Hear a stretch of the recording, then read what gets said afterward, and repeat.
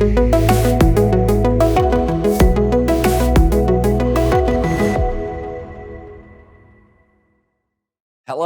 and welcome to another episode of Workman Wisdom. My name is Rick Jiha, and I've been selling real estate for a little over 36 years, still selling as a matter of fact, and really excited to have an opportunity today to share with you a subject that a lot of people just let fly out of their mind. And I call it, we're talking really about marketing and branding, but I call what I'm going to talk about today unique selling proposition. One of the things that happens is for a lot of you, you've been in real estate for quite a while already, and you've never really stopped to take time to think about this particular subject, or more importantly, about branding yourself in a particular way. You may have been given advice by different people as you grew up in the industry or as you've come along in the industry.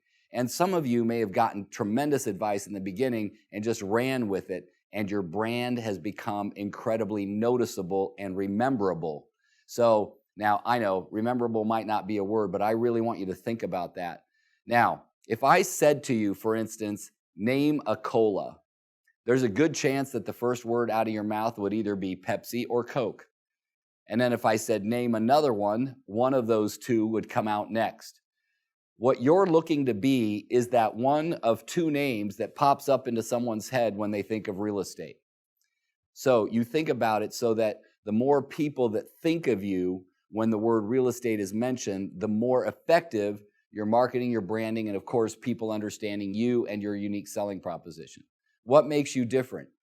You know, over the 36 years I've been selling, on these, 20 years I've been speaking and coaching, I've talked to lots of agents and I say, what makes you different? And the thing that they always say, the word that comes out of their sentence is the word service. Somehow they relate all of their great attributes to the word service. And if you said that, well, what would keep you separate from several other people? Well, first you need to know most people aren't going to interview much more than 2 or maybe 3 real estate agents. So when you wonder how good you have to be, you just have to be better than those 2 or 3. Unfortunately, you don't know which 2 or 3 they're going to be.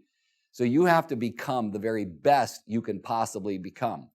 And that means you really want to keep your mind and eyes open for wisdom as you see other people do things, not just in your marketplace and more importantly, outside of your marketplace. When you travel to conventions or classes, pay attention to what people are doing. Remember, imitation is the greatest form of flattery. Only sometimes it might border a little bit on plagiarism. You don't want to do that.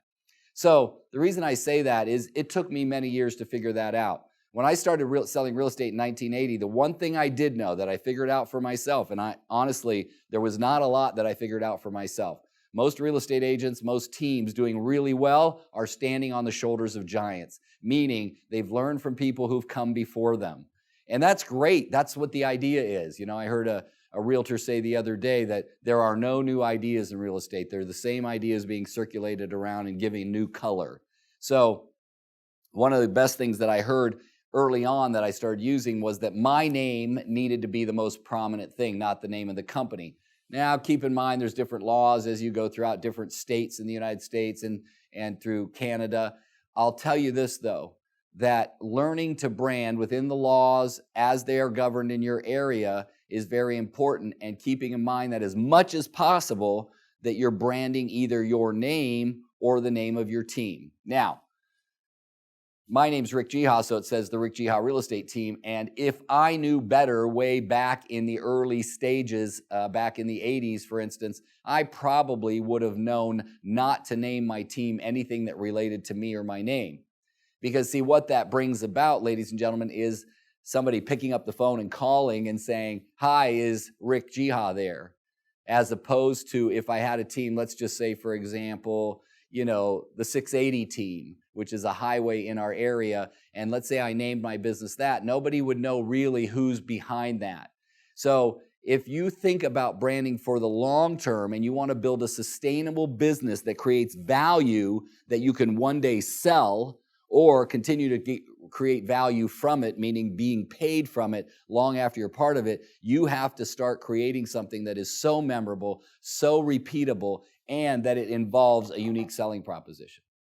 Now, This is a big subject. I could talk about it for hours, but I just want to get your mouth watering with ideas so that when you get done watching this little bit of Workman wisdom, you will go out and actually start to work towards it. Now, if you've been in the business a while and you got some things going and your card looks one way and your signs look another, all right, you say, I don't want to dramatically change things. Well, believe me, there is a possibility that that's a good decision for you. And I want you to not just take my word. I want you to seek more wisdom outside of today.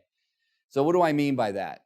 Let's say that you look at your card and you look at your sign and you look at the different postcards and the flyers and all of the things that are involved in your business and you don't see any consistency right now. If that's the case, ladies and gentlemen, that's where you stop. You have to stop and start figuring out what makes me unique. What's a statement that I can say that says about me, my unique selling proposition, that says something like who I am and how I want to be identified by my customer base and the experience or the legacy I leave when I do real estate business with people. So give that some thought. Now, for me, when I first started selling real estate, I had knowledge, integrity, I forget what I had, honesty, knowledge, integrity, something like that.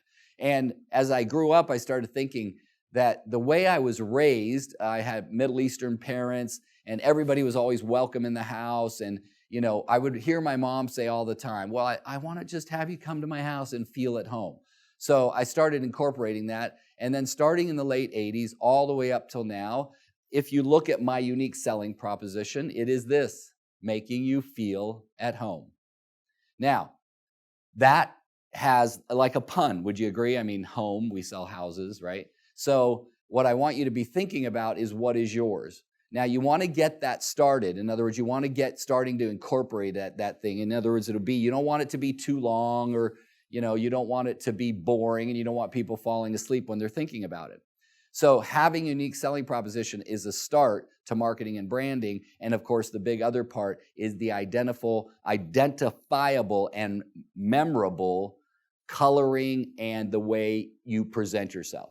So for instance, I use a lot of red, grays, and blacks in everything I do. So my flyers, my signs, and my business cards are all a consistent looking message.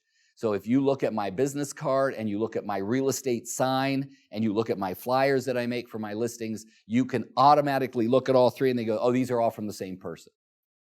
You get that? In other words, that's the one thing that you are doing your best starting now to create in your business. And they all have to be labeled with this, with your unique selling proposition. You want that on everything so that it starts to be your brand. Now, I could talk a lot more about how it shows up on Facebook and how it shows up in social media. You want to start having everything be consistent. And it's a big subject, ladies and gentlemen. So what we're trying to do today is to get you to start taking a look at how you are going out there. This is something that really, truly, in all the big world of lead generation and how am I getting my leads and how am I converting them, people forget about this.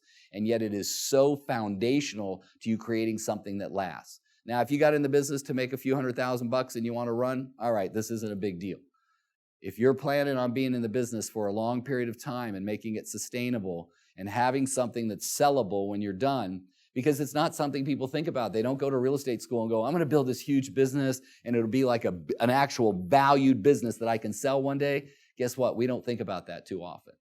So I want you thinking about this from now on and start to incorporate it, and it's okay to change it. I changed mine 3 or 4 times over my career, and 36 years, the one I've got right now is only about 10 years old, and it will be the one that lasts forever. Thanks so much for joining me today. Find out more about this by seeking wisdom through others, and do that in all parts of your business. Have a great day.